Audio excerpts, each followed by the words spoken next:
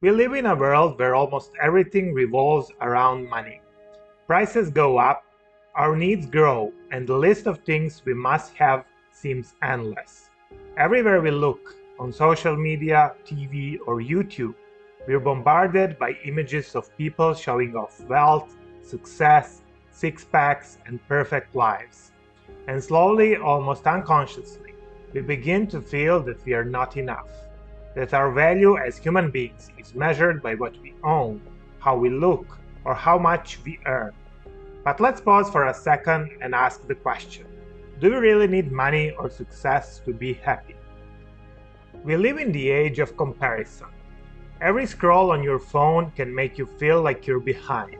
Someone is fitter, richer, smarter, or more together than you.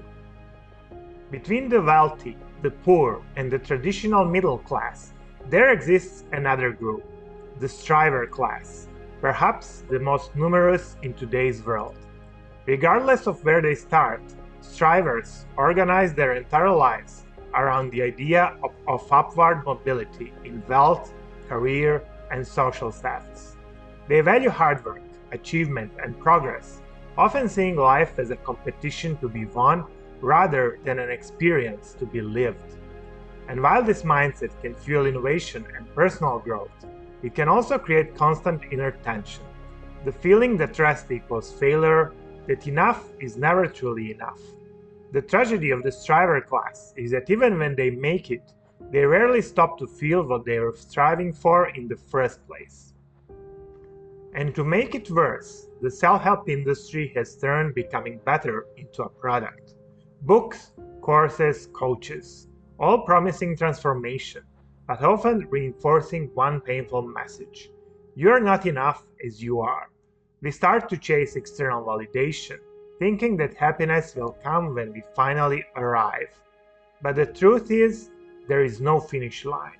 The goalpost keeps moving. Yes, money can make life easier. It can solve practical problems, pay the bills, bring comfort, remove stress about survival. But after a certain point, research shows something interesting. More money doesn't equal more happiness.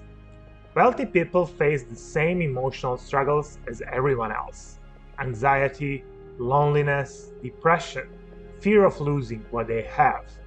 Some even experience deeper emptiness because they reach their goals and still feel unfulfilled. So maybe the question isn't how much do I have, but rather what do I feel inside, regardless what I have. Psychologists talk about something called the happiness baseline, the idea that each of us tends to return to a certain emotional level no matter what happens. You might win the lottery or go through heartbreak, but after some time you return to your natural emotional state. It's almost as if happiness isn't tied to circumstances, but to the way we perceive and respond to them. That realization alone changes everything, because it means we can stop chasing external highs and start cultivating inner peace. True joy often hides in the smallest moments: a walk in the park, the smell of morning coffee, a conversation with someone you love, the sound of waves, or silence in meditation. These moments cost nothing, yet they fill the heart. They remind us that happiness doesn't need to be achieved, it's experienced. Sometimes people spend years chasing what they could have felt in a quiet moment of presence. And ironically, the more we try to buy happiness, the more it costs us. So much of modern life is designed to distract us from ourselves. We consume food, entertainment, luxury, not always because we enjoy it, but because it keeps us from feeling what's inside. But when you stop, when you sit in silence, when you truly look inward, you realize that happiness is not a high, it's a harmony. It's the feeling of being in tune with yourself and life. Of course, material comfort can make life easier. But is the goal of life to make things easy? Sometimes it's the hard moments, the failures, heartbreaks, and challenges that ascends our soul the most. A difficult life can push you toward reflection, awareness, and emotional depth. A comfortable one can lull you into stagnation. But maybe the purpose of life isn't to remove challenges, but to meet them consciously, to grow, evolve, and remember who we are beyond our possessions. It's also important to say there is nothing wrong with being wealthy, comfortable, or successful. We shouldn't feel guilty for abundance. For some, that is the natural path, a part of their soul's expression and creative journey. The key is not whether we have wealth, but whether wealth has us. If we can enjoy comfort without becoming slaves to it, if we use our resources to grow, create, and share, then abundance becomes a form of spiritual service, not a trap. There are lessons in simplicity, but there are also lessons in prosperity. Both paths are sacred when walked with awareness. If we look from a higher perspective, perhaps our soul doesn't care whether we are rich or poor, famous or forgotten. It cares about experience, about growth, about feeling everything there is to feel.